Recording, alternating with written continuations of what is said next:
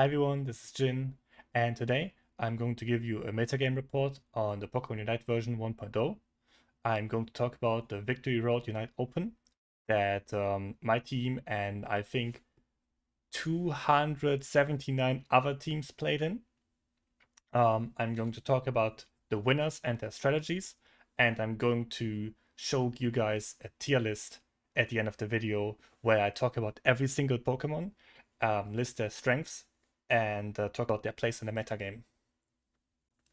So, right now, let's start with the winners of not only the Victory Unite Open, but the r/Pokemon Unite tournament that was the week before this, Team Luv Deez.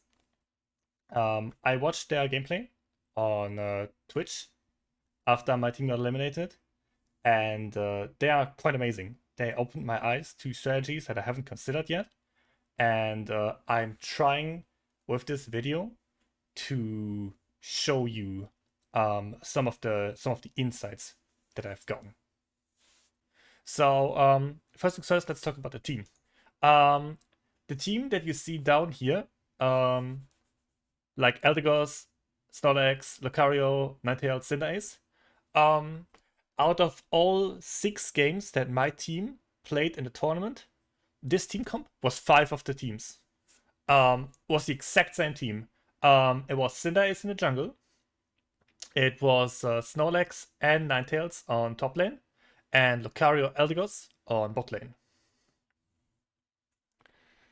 So, Steam comp, my team, honestly, we caught on a little bit too late to the Lucario meta because of real life stuff, especially from my side. We couldn't really practice a lot. So when we went to practice on the day of the tournament, we saw Lucario everywhere, and it was impactful every single game. And we quickly realized why. Since with Power Up Punch, you have the strongest single strike damage in the game, and it helps you secure objectives so much easier. Especially because later on, when you get Power Punch Plus, it becomes unstoppable. So there are certain Pokemon, like for example Ninetales, who just see a Lucario and can't do anything against it. It is quite strong. However, Team Luv Deez took this formula and twisted it a bit. So their team comp plays a Cramorant over Little Ninetales, and they also put Lucario and Eldegoss on top lane, and Snorlax and Cramorant on bot lane. And I often wondered why they do that. But I believe in at least some games that I watched, it helps you contest. Actually, what I saw in a lot of matches is that the bot lane, before Dreadnought spawns, roams top lane. Then they have like a 4 versus 2 or 4 versus 3 if the jungler joins in. Then they roam bot lane together with mostly the Lucario staying on top. And then they get Dreadnought. So, in case you're not familiar with them, these are the 6 players who they registered on Victory Road Unite Open with. All of them, as far as I'm aware, have a Twitch. So if you're curious to check out their content and their tournament run, I'm gonna be linking them down below. And something that I want to point out too is items. So there's a huge debate going on right now in the Pokemon Unite community. Is that the game is pay to win, and you can't compete with people who buy level 30 items. And this team proved, at least for me, that this is not true in the way most people pretend it is. So I saw the builds of 3 out of 5 players of this team, and this is Lutano's build on Lucario, and all of them are running level 20 items across the board.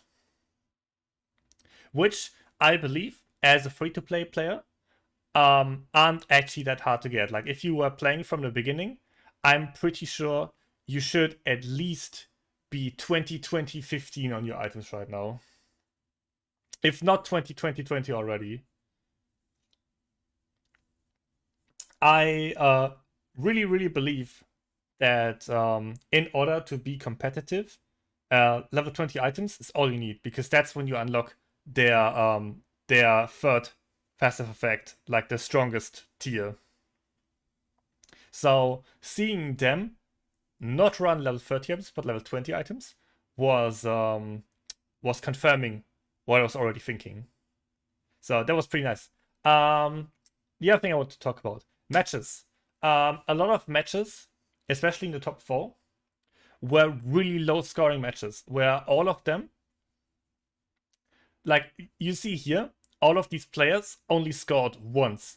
The entire game was played really solidly. Like, nobody made like any grave mistakes. Nobody really got to score for free. Every score was like highly contested. Score shield here in the Lucario build came in really, really, really clutch. Since it allowed actually one goal to get through. So playing on like the highest level is so much different, because people will not give up goals, and there's a lot of ways to defend goals. Like Lucario and Snorlax, both of them are incredible at defending goals. Most of the time, both Lucario players would stay top lane while the rest of the team is trying to pick a fight over an objective. Certainly, I personally, I have not reached yet understanding of why the Lucario is staying top lane and not another member of the team. But if I think about like who else is on the team, I guess Lucario is the most capable of staying alone, even if Lucario is also the most capable of securing an objective. So it's quite interesting. Yeah, this is like, I think, the highest scoring game I saw in the top 4, and this is still like rather like mundane in terms of like what other like scores I saw throughout the tournament. Like, I think in the early rounds, like you saw like when people weren't as experienced, like you see people beating each other like 800-0 or stuff like that. And here, like, I think you could tell like everybody, I think, got to score twice during these 10 minutes.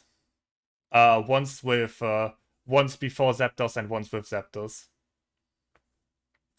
So all of this combined, I think it is, and I'm certainly aware that we're getting a balance patch right now. So this will very, very quickly be obsolete. But I wanted to catch this moment in time and discuss the state of the metagame and how strong I believe every Pokemon is in the base version of Pokemon Unite. So we have 5 tiers in this tier list, and I'm gonna start from top. S+ tier, as proven by the tournament and as proven by the top 4 and as proven by the winning team.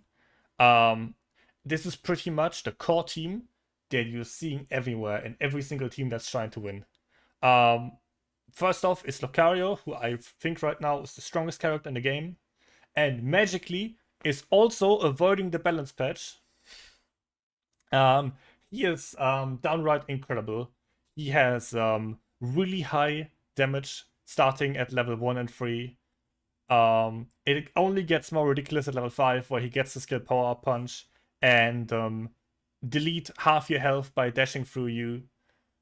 It only gets even more ridiculous as if you think about that Power Punch is like probably the best move to secure objectives with, since it's like a smite in League of Legends, if you think about it. Because no other Pokemon can damage an objective that precisely as Lucario with a held move that you can release at any point in time, and that is also unstoppable. So that's quite amazing. Lucario also gets access to Bone Rush, which turns him into somewhat of a semi-assassin with bruiser stats. It's, in my opinion, he's quite ridiculous.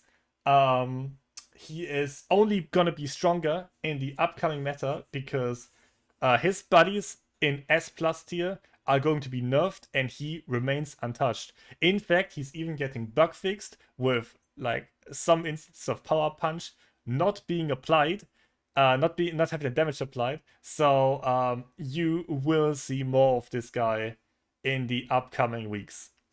Second up is Snorlax. Snorlax also absolutely necessary for every top team. Block is just too ridiculous of a move. You have so much zone control. Snorlax is unreasonably tanky. Just becomes 200% more tanky with its Unite move, since you basically have to defeat it twice. Heavy Slam has a very, very, very, very, very generous hitbox. And also its early game damage is quite on the high side. Then we get our first Pokemon that's going to be nerfed. It's Eldegoss. Eldegoss is the staple support in every single top team. Usually runs off XP share, usually goes on bot lane, except with Luv Deez, where Eldegoss goes top lane, which I personally think makes a lot of sense, because top lane is quite XP staffed, and leaving all the XP to the Lucario player who goes with you, enabling them to get level 5 before the other Lucario or the other team hits their power spike and starting to bully them, sounds to me like the play, honestly. Eldegoss is getting its support capabilities a bit nerfed, and we're gonna see if it shapes up to still be the best support, or if someone else might overtake it. Cinderace is probably the hardest nerf out of the entire patch notes. We'll get its damage nerfed, Blaze Kick nerfed, Feint nerfed. All the things that made it like really, really good are going to be touched. Right now, it is undoubtedly the strongest ranged carry in the game. Playable on lane, playable in the jungle. Favored in the jungle right now because it levels up the fastest in there and has the most playmaker potential from being able to freely roam. But yeah, downright incredible in the 1.0 state of the game. And I'm curious to see if Greninja now might be better after the adjustments, or if Cinderace will still reign supreme. Then we go into S tier. Usually, like, if you were to build a team and you wanted to compete at the highest level, you take these 4 S plus character and then 1 character from S tier. And my recommendation would be Alolan Ninetales, Cramorant, or Mr. Mime.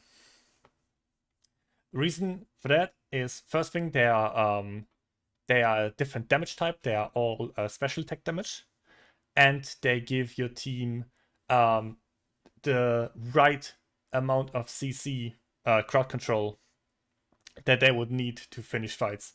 So first off, my one of my personal favorites, Alolan Ninetales, super strong. Recently, by the way, I was let in on the secret that Muscle Band is actually rather strong in Alolan Ninetales, which wasn't mentioned in my guide. I went to try it out, and I also thought it would be quite strong. So maybe I'll just do an annotation, or I'll edit the guide to reflect the stronger option. Ninetales is also untouched by any balance changes. It offers a lot of crowd control to the team, a lot of just control in general with the Unite move and with the constant freezes that you can proc on the other team, with the defenses that Aurora gives you. It is a very, very sturdy backbone of like a support damage hybrid, and it was very often played across many different teams, with like Luv Deez deviating from the route and picking Cramorant over Ninetales. And Cramorant, I think is quite the beast. Its early game damage is going to be a little bit adjusted in the patch notes. But its late game damage remains unchanged. And in the early game, like you get out of it rather quickly anyways. And what sets Cramorant apart is that it's basically a range caster. Like it's like a mage classified from other games. It does very high damage with its abilities. And its Unite move attacks everybody in a huge circle around you constantly. And it also gains Unstoppable. So it can't be interrupted by stun. It can't be interrupted by Machamp submission. So this is actually quite the nice teamfight decider when things get serious. I'm a big fan of Cramorant. And seeing a Cramorant like kind of deviate from the team meta that we've seen so often and actually win the event has been quite nice for me. Then with Machamp. Machamp was kind of the flavor of the week 1 of Pokemon Unite, I think. Machamp has one of the strongest moves in the game with submission. And Machamp also gets to stack crit rate quite ridiculously with the submission cross-chop combo. I still believe Machamp is a strong Pokemon, certainly worthy of S tier. However, with how Cinderace is preferred to go into the jungle right now, Machamp is kind of in a tough spot, since lane Machamp isn't the strongest. So yeah, there like some kind of clashes in team building will happen there, and the same thing happens with Slowbro, where Slowbro usually is picked as an alternative to Snorlax. There are teams where Slowbro and Snorlax get picked like next to each other and go like on top and bot lane respectively. But the thing with Slowbro is that like Snorlax teams have to work really hard to have to retain a lot of damage potential in team fights, because usually like your third pick would be something like a Lucario, and then you have like a 3 people front line, so you need 1 support, which is Eldegoss, and then you have like Cinderace, and most of the damage will be carried on the Cinderace's back. So picking double tank right now is a play that can work if you really coordinate it, if you can peel really well. But it's certainly also a gamble. And then we have Mr. Mime. I believe in Mr. Mime. I think Mr. Mime is really strong right now. It's one of the more tricky characters that people like didn't immediately figure out. The wall plus I think it's Confusion, who pushes you into the wall, combo can be really nasty with extremely high damage. Mr. Mime, also something that people don't expect, has one of the highest HP in the game, and also one of the Unite moves with the lowest cooldown. And the Unite move, in case you're confused, basically it becomes unstoppable, becomes really fast, and kind of micro stuns everybody he comes in contact with during the Unite move. It's quite disruptive, and like you wouldn't expect from a Pokemon like Mr. Mime to be like, I think the 3rd tankiest Pokemon in the game, 3rd or 5th, something like that. Yeah, he is really tanky. And like you see him like dive into your team, you'd be like, yeah, cool, let's focus him. And that's exactly what he wants, because he takes attention away from the people you should actually focus, and is so disruptive. With also really high damage to boot. I think he's a worthy addition if you can slot him in. And he will not disappoint you if you give him a try. Then A tier, here's the first controversy of the tier, which people probably rated me at the comments for. Gengar. Gengar is not S tier and is also not S plus tier in my opinion, for the following reasons. I understand that Sludge Bomb Hex is some busted nonsense. Don't get me wrong, I'm perfectly aware of that. Um, but I believe this is like a solo queue killer. Yeah, when people are really uncoordinated, when Gengar is able to get a lot of picks, um, and people don't coordinate well to play against him. Uh, there he can be quite oppressive. He can pick off every target one by one, or like 1 versus 2, and be victorious. He can be seemingly unstoppable, which, by the way, tomorrow's patch will kind of address. I think he's one of the Pokemon being hit the hardest by the nerfs. But as of right now, I think his weaknesses are the aiming system, that he's actually a bit hard to control. Auto aim isn't always the most reliable thing. And manual aim takes time. It isn't instantaneous. If you really want to get on the target you want, you can use the radial menu, but also that also has flaws.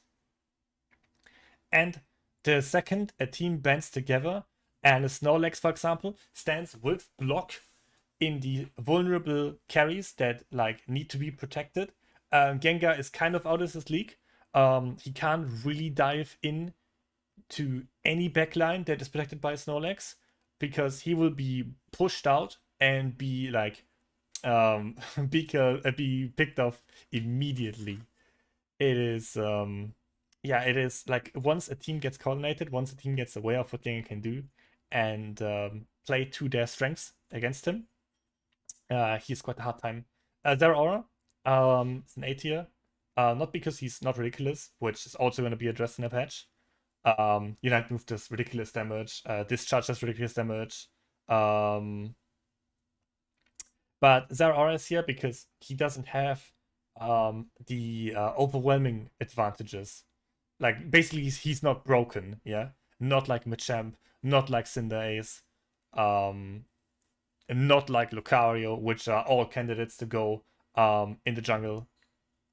He just jumps at you, does high damage, and that makes him somewhat of a I'm gonna use the term of more often for some characters. This makes him kind of like a Feast or Famine character, where either he gets ahead and his damage kind of keeps deciding team fights, or like the ganks don't work out, and he will be kind of like lacking in contribution for his team for the rest of the game. Because once your damage potential starts falling off, once you don't have the level advantage on everyone else anymore, since like you go in the jungle, yeah, you have level advantage early game, and once you lose that, you're you kind of start like falling off, since damage is the only thing you can contribute to the team.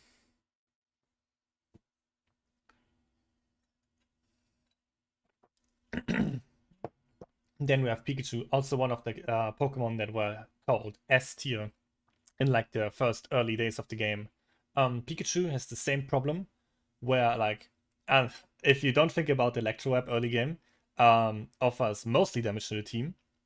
Funnily, Pikachu and Zeraora can be quite the strong combo, where Pikachu's Unite Move and Zeraora's Discharge are able to melt entire teams in seconds. But yeah, Pikachu is really strong damage output, really safe damage output, since Volt Tackle is also unstoppable, and keeps the target CC'd for quite long. But Pikachu has the problem where and the same problem is with Gardevoir too, yeah? Both of them, I can just do them together. Both of them have really high damage to boot. Pikachu has the advantage that it has a stronger early game than Gardevoir, because Gardevoir, like with as long as it's a Ralts, it is terribly weak. It's like Gible levels of weak. But both of them, once they get something going, have quite terrifying damage. But the problem is you'd have to justify slotting them over Alolan Ninetales or Cramorant, who have some of the strongest Unite moves in the game, have a lot more to offer to the teamfight than just raw damage, and also just happen to get their power spikes a lot earlier. Then we have Greninja, who's like the direct competition to Cinderace in the role. Greninja, I personally I play him. He is super fun. He is he has a lot of potential, I think, but he also has a lot of weaknesses. I think he evolves on the same level as Cinderace. It's level 7. That's also where he gets access to Surf, which you should always pick over Water Shuriken. Surf is something that's called an execute in mobile games, where it deals more damage to low health targets, and it also resets if you get a takedown with it. So if you fight someone, they fall low, you surf, you get a takedown, you get surf immediately back on cooldown from cooldown. This comes with a set of disadvantages though, because surf like is a dash. So if you surf into someone in order to take them down, in a team fight, you also surf into the enemy team, which is usually, unless you're really well protected, a death sentence, which is something that holds them back in my opinion. However, in like small skirmishes, like 2v2s, 3v3s, getting a surf and like getting a surf reset in a team fight, especially if you hit multiple people with surf, can decide the fight instantly. So I really believe in this character. I think this character, if utilized properly, can go far. Then we come to B tier, which I think is Pokemon with serious drawbacks. First of them is Garchomp. Garchomp's problem is it's terrifyingly weak early game. Yeah, Gible, Gabite, they have not much to offer. Problem with Garchomp is also that it has certain skills, like for example Earthquake, that just are straight up garbage. Yeah. So if you don't know better and if you go for that, you will have quite a rough time with the character.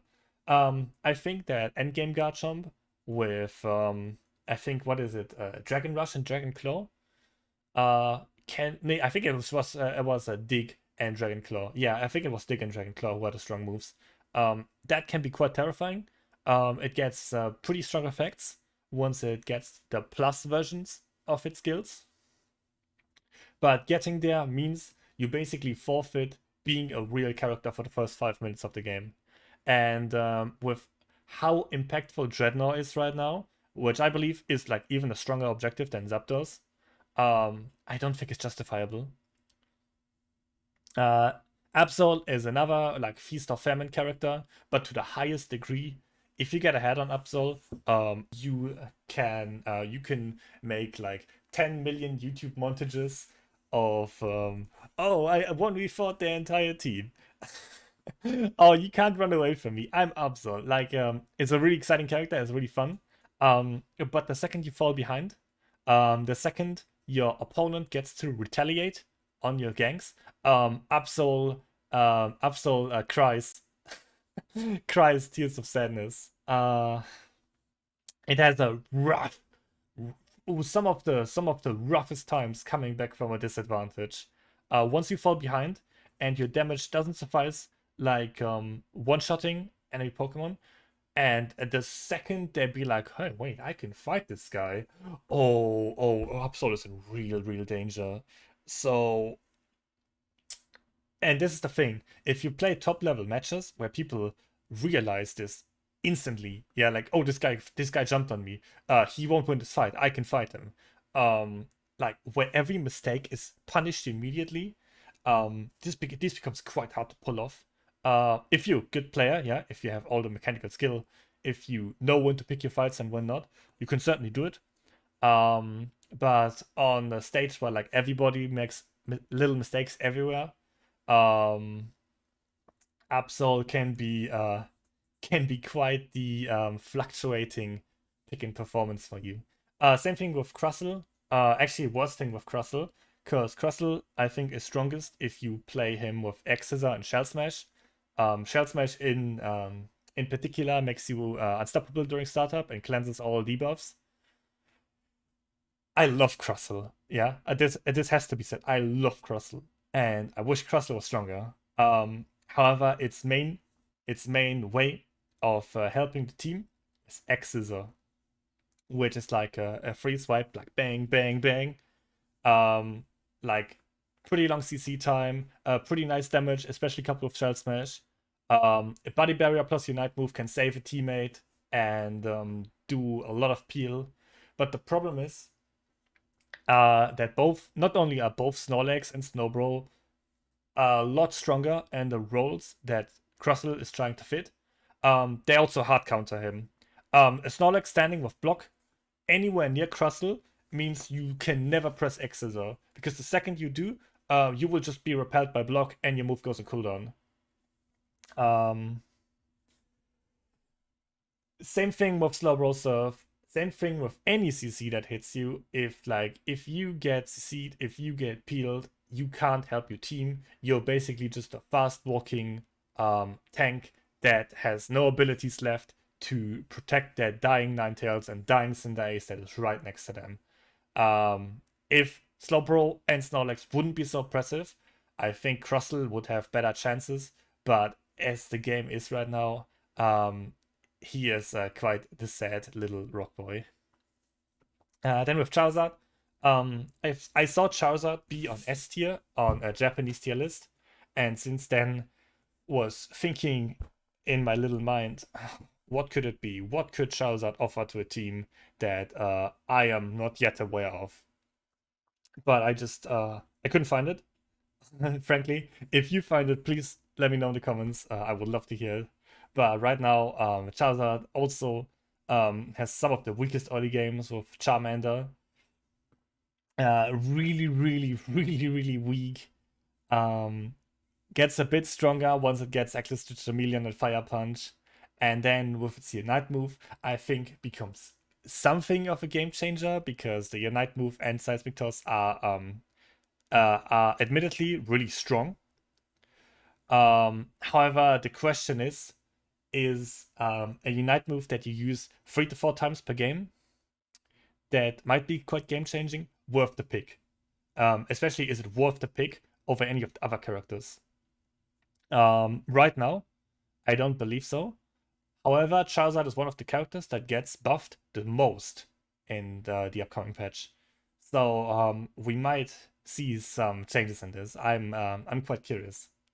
Then we have C tier, which I believe are the weakest characters right now.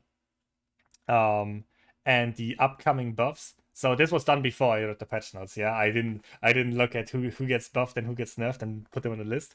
No, this is I did this. I actually did this on Monday. I just got around to make the video.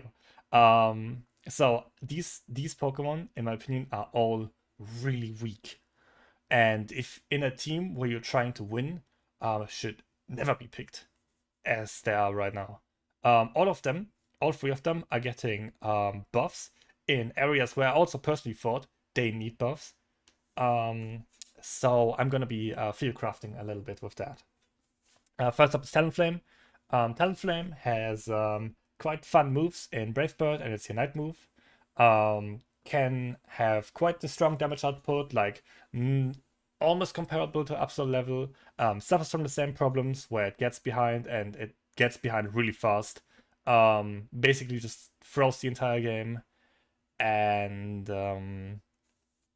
in the patch notes, it's basically getting slapped a lot more damage on everything. I think with these patches, Talonflame might rise up somewhere here.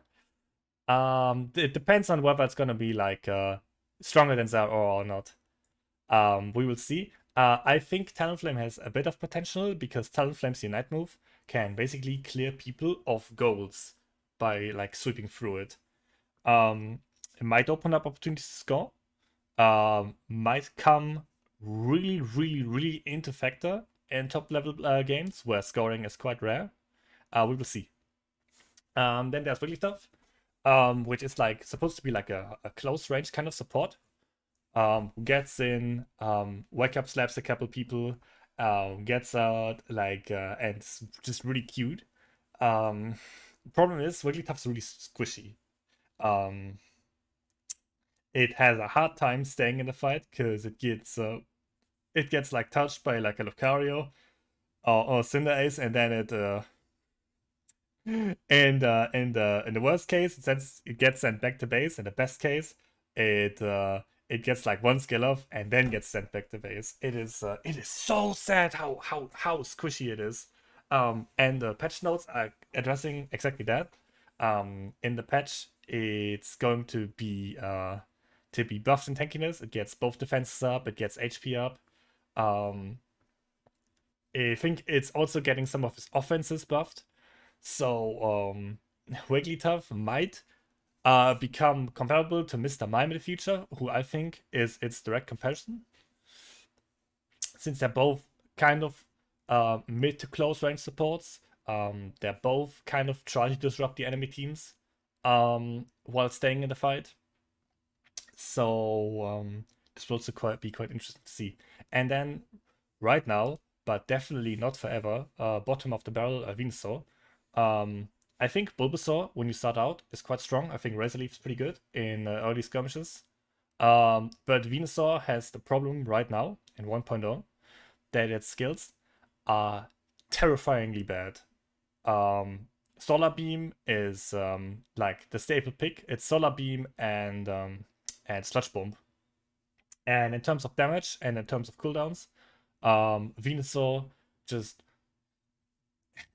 it's just really, really bad and not comparable to any of the other like special attacking picks. Its Unite move is also one of the weakest Unite moves in the entire game. And all that is going to be addressed. And I personally am quite excited because I believe, and I actually want to double check because this is really important. I believe Venusaur's. Oh, I'm out of internet right now. Dang. I believe Venusaur's Solar Beam is going to be one of the moves that is going to be buffed. I think it's Solar Beam, Sludge Bomb, Petal Blizzard, and its Unite move. So here's what I think about this. Getting its Solar Beam buffed, which is already a somewhat respectable damage, might come really clutch for objective fights. Because basically, Solar Beam is a long range snipe, right? So if it gets buffed to a sufficient level where it can, like, for example, rival Lucario Power Punch, Venusaur could stay in relative safety and try to snipe the objective from afar. Because, whoever last hits the objective gets the entire thing for their team. Depending on what level they buffed Solar Beam to, this might become quite the meta pick. And yeah, this has been the tier list. I certainly think a lot of this is going to change. So if you go from this 1.0 tier list and